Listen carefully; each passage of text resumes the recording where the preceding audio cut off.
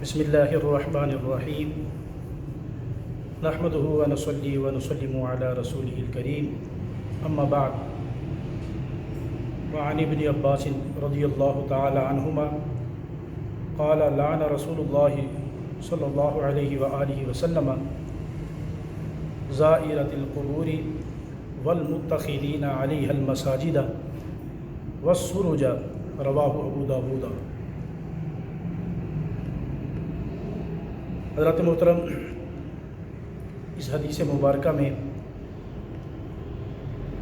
3 لوگ ایسے ہیں کہ جن پہ اللہ کے نبی نے لعنت فرمائی ہے۔ حضرت ابن عباس رضی اللہ تعالی عنہما آپ ارشاد فرماتے ہیں کہ رسول اللہ صلی اللہ علیہ وآلہ وسلم آپ نے 3 لوگوں پہ لعنت فرمائی۔ نمبر 1، آپ فرماتے ہیں کہ اللہ کے نبی نے فرمایا زائرۃ القبور۔ نمبر 2، والمتخذین علیہا المساجد۔ اور نمبر 3، والسرج۔ تو حضرات محترم، پہلے نمبر پہ اللہ کے نبی نے ارشاد فرمایا کہ وہ عورتیں جو قبروں کی زیارت کے لیے جاتی ہیں، قبرستان میں قبروں کی زیارت کے لیے جاتی ہیں، اللہ کے نبی نے ان پہ لعنت فرمائی ہے۔ نمبر 2، والمتخذین علیہا المساجد، جو لوگ قبروں پہ مسجدیں بناتے ہیں اور وہاں نماز پڑھتے ہیں، ان پہ اللہ کے نبی نے لعنت فرمائی ہے۔ اور نمبر 3، والسرج، اور جو لوگ قبروں پہ چراغ جلاتے ہیں، ان پہ اللہ کے نبی نے لعنت فرمائی ہے۔ حضرات محترم،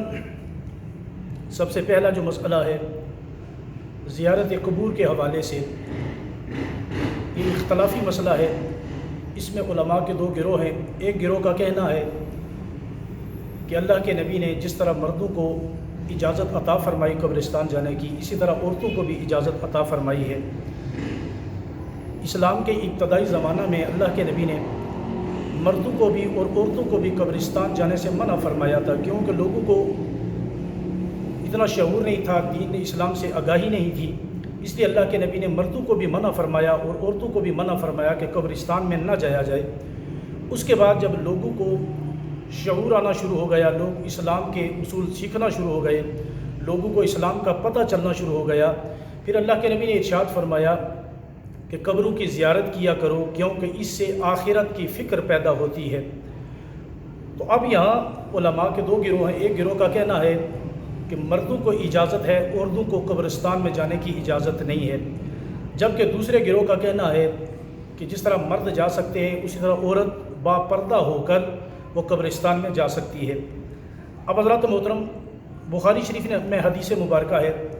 ام المؤمنین سیدہ عائشہ الصدیقہ رضی اللہ تعالی عنہا آپ ارشاد فرماتی ہیں کہ چونکہ اللہ کے نبی کے زمانے میں عورتیں مسجد میں جا کے نماز ادا کیا کرتی تھی، لیکن اس کے بعد ام المؤمنین سیدہ عائشہ الصدیقہ رضی اللہ تعالی عنہا جب آپ نے عورتوں کے معاملات کو دیکھا تو آپ نے ارشاد فرمایا کہ اگر اللہ کے نبی آج حیات ہوتے، زندہ ہوتے، اور آج اگر وہ یہاں ہم میں موجود ہوتے تو آپ کا یہ معاملہ اور یہ معاملات دیکھ کے یقیناً وہ آپ عورتوں کو مسجد میں آنے سے منع فرما دیتے۔ اس کے بعد عورتوں کو آپ نے منع فرما دیا کہ مسجد میں آ کے نماز عورتیں نہ ادا کریں، عورتیں گھر میں ہی نماز ادا کریں۔ تو یہاں حضرات محترم جو علماء کہتے ہیں کہ عورتیں قبرستان میں نہیں جا سکتی، ان کی دلیل یہ ہے کہ چونکہ مسجد میں فرض نماز ادا کی جاتی ہے، مسجد میں فرائض ادا ہوتا ہے، یعنی عبادت ہوتی ہے، فرض نماز ادا ہوتی ہے، اور قبرستان میں جانا، قبروں کی زیارت کرنا، یہ مستحب عمل ہے۔ تو وہ علماء فرماتے ہیں کہ جب فرض نماز کے لیے عورت کو مسجد میں جانے سے منع فرما دیا گیا، جو کہ فرض ہے، نماز فرض ہے، وہاں فرض ادا کیا جاتا ہے، جہاں فرض ادا ہو وہاں جانے سے اگر عورت کو منع کر دیا گیا ہے تو قبرستان جانا تو مستحب ہے۔ تو جہاں اگر فرض جہاں ادا ہوتا ہے وہاں جانے سے عورت کو منع کیا گیا، تو جہاں مستحب عمل ہے وہاں جانے کی اجازت کیسے دی جا سکتی ہے؟ ان علماء کی دلیل یہ ہے۔ اب حضرات محترم، جس طرح ام المؤمنین سیدہ عائشہ الصدیقہ رضی اللہ تعالی عنہا آپ نے عورتوں کو مسجد میں نماز ادا کرنے سے منع فرما دیا، تو حضرات محترم اسی طرح قبرستان میں جانے سے بھی عورت کو منع کیا گیا۔ کیوں کہ فرمایا کہ وہاں فتنے کا خدشہ ہوتا ہے، اور عورت کا یاد رکھنا حضرات محترم، وہ مسجد میں جانا ہو، قبرستان میں جانا ہو، عورت کا بلا ضرورت گھر سے نکلنا بھی ہی فتنہ ہے۔ اگر کوئی شرعی عذر ہے، کوئی ایسی شرعی ضرورت ہے اور کوئی اس طرح کا معاملہ ہے کہ جہاں عورت کے نکلنے کے علاوہ کوئی صورت نہیں، تو پھر تو ایک معاملہ الگ ہے۔ اس کے علاوہ عورت کا گھر سے نکلنا یہ شریعت میں جائز ہی نہیں ہے۔ آج حضرات محترم ہماری شومی قسمت، ہم نے قبرستان جانے پہ ہماری بحث تو ہوتی ہے، علماء کا اختلاف بھی ہوتا ہے، اور ہر بندہ قبرستان میں عورت کا جانا اسے کو منع قرار دیتا ہے کہ منع کیا گیا ہے، نہیں جا سکتی عورت۔ لیکن حضرات محترم جس طرح یہ بھی مسئلہ ذہن نشین کر لیں کہ جس طرح قبرستان میں عورت کا جانا منع ہے، اسی طرح عورت کا بازار میں جانا بھی منع ہے۔ اب جب بازار کی باری آتی ہے تو وہ ہم جواز کی صورت نکال لیتے ہیں۔ اگر اب ایک عورت سارا دن اگر بازار میں گھومتی ہے تو جس طرح قبرستان میں جانا عورت کے لیے منع ہے، اس سے بدرجہ اولا بازار میں عورت کا جانا منع ہے۔ کیوں کہ وہاں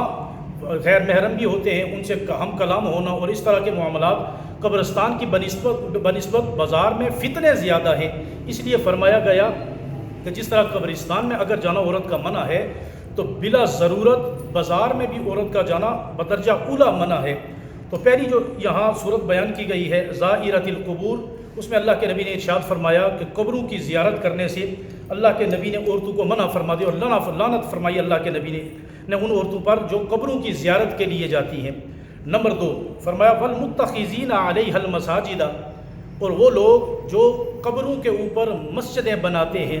فرمایا قبروں کے اوپر مسجدیں بنا کے اوپر نماز پڑھنا، ایسے لوگوں پہ اللہ کے نبی نے لعنت فرمائی ہے۔ یہاں بھی علماء کے 2 اقوال ہیں۔ ایک علماء فرماتے ہیں کہ وہ لوگ جو مسجدیں بناتے ہیں قبروں کے اوپر، اور دوسرا فرمایا وہ لوگ کہ جو قبروں کے سامنے ایسے نماز پڑھتے ہیں کہ درمیان میں کوئی پردہ حائل نہیں ہوتا، بالکل قبر سامنے ہے اور قبر کے سامنے کھڑے ہو کے وہ نماز ادا فرماتے ہیں۔ اللہ کے نبی نے ان لوگوں پہ لعنت فرمائی جو قبرستانی نے قبروں کے اوپر مسجد بنائیں یا بالکل قبروں کے سامنے کھڑے ہو کے نماز پڑھیں، ایسے لوگوں پہ اللہ کے نبی نے لعنت فرمائی ہے۔ اور نمبر 3 فرمایا والسروج، کہ جو قبرستان اور قبروں پہ چراغ جلاتے ہیں۔ اب حضرات محترم چراغ جلانے سے مرنے والے کو کوئی فائدہ نہیں ہوتا۔ اگر آپ مرنے والے کی قبر پہ جائیں، وہاں سورہ یاسین کی تلاوت کریں، اس کا ثواب اسے پہنچتا ہے، وہاں اس کی مغفرت کی دعا کریں، اس کا جو ہے وہ دعا اس کے لیے پہنچتی ہے، وہ ثواب اسے ملتا ہے۔ لیکن جو بلا جواز بغیر کسی وجہ کے قبرستان میں قبروں کے اوپر چراغ جلائے جاتے ہیں، ایک تو صورت یہ بنتی ہے جواز کی صورت کہ اگر کوئی بندہ رات کی تاریکی میں اگر قبرستان میں قرآن کی تلاوت کر رہا ہے، آج کل تو ہر قبرستان میں بھی لائٹنگ موجود ہے، لائٹیں ہوتی ہیں، اس کی ضرورت نہیں ہے، لیکن جنہوں نے جواز کی صورت نکالی انہوں نے کہا کہ ایسی صورت میں چراغ جلانا جائز ہے کہ کوئی بندہ قبرستان میں جائے اور وہاں جا کے اگر قبروں پہ وہ قرآن کی تلاوت کرنا چاہتا ہے اور چراغ کے بغیر وہ قرآن دیکھ کے نہیں پڑھ سکتا، اب حضرات محترم اس کے لیے گنجائش ہے، لیکن شرط یہ ہے کہ وہ چراغ قبر پہ نہ جلایا جائے، قبر سے ہٹ کے چراغ جلایا جائے اور اس کی روشنی میں بیٹھ کے بندہ قرآن کی تلاوت کر سکتا ہے، نہ کہ قبر کے اوپر چراغ جلایا جائے۔ دوسری جو علماء منع فرماتے ہیں، فرمایا کہ قبر کے اوپر چراغ جلانے کا فائدہ کوئی نہیں۔ آج کل جس طرح ہوتا ہے کہ 10 محرم آئے یا کوئی اس طرح کا دن آتا ہے، عید کے ایام آتے ہیں تو لوگ قبرستان جاتے ہیں اور قبرستانوں اپنے قبر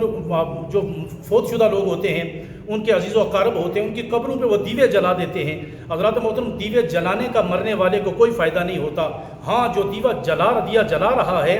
اس نے فضول خرچی کی ہے، اس امر کی ضرورت نہیں تھی۔ اور یاد رکھنا جو فضول خرچی کرنے والا ہوتا ہے، رب کا قرآن کہتا ہے ان المبذرین کانوا اخوان الشیاطین، کہ بے شک جو فضول خرچی کرنے والا ہے وہ شیطان کا بھائی ہے۔ تو اس لیے منع فرمایا گیا کہ یہ فضول خرچی میں آتا ہے، اسے مرنے والے کو کوئی فائدہ نہیں ہوتا، لہٰذا قبروں کے اوپر تو مطلقاً منع ہے چراغ جلانا، لیکن اگر قبرستان میں قبر سے ہٹ کے بھی جلایا جائے چونکہ اس سے مرنے والوں کو کوئی فائدہ نہیں ہوتا، اس لیے فضول خرچی میں آتا ہے اور فضول خرچی کرنے والے کو اس کا گناہ ضرور ہوگا۔ تو حضرات محترم آج کی اس حدیث مبارکہ میں یہ ذہن نشین کر لیں کہ 3 طرح کے لوگ ایسے ہیں کہ جن پہ اللہ کے نبی نے لعنت فرمائی، کہ ایک وہ عورتیں جو قبروں کی زیارت کے لیے قبرستان جاتی ہیں، نمبر 2 وہ لوگ جو قبروں کے اوپر مسجدیں بناتے ہیں، اور نمبر 3 جو لوگ قبر کے اوپر چراغ جلاتے ہیں۔ اللہ تبارک و تعالی ہم سب کو ان تمام تر جو اموال اور یہ کام ہے ان سے بچنے کی توفیق عطا فرمائے، چونکہ یہ وہ چھوٹے ہمیں ظاہراً چھوٹے عمل لگتے ہیں، لیکن یاد رکھنا ان پہ اللہ کے نبی نے لعنت فرمائی ہے۔ لہٰذا اللہ تبارک و تعالیٰ کی بارگاہ میں دعا ہے اللہ تبارک و تعالیٰ ہم سب کو ایسے کاموں سے بچنے کی توفیق عطا فرمائے، اور جو شریعت مطہرہ کا راستہ ہے اللہ تبارک و تعالیٰ ہم سب کو وہ اپنانے کی توفیق عطا فرمائے۔ وما توفیقی الا باللہ۔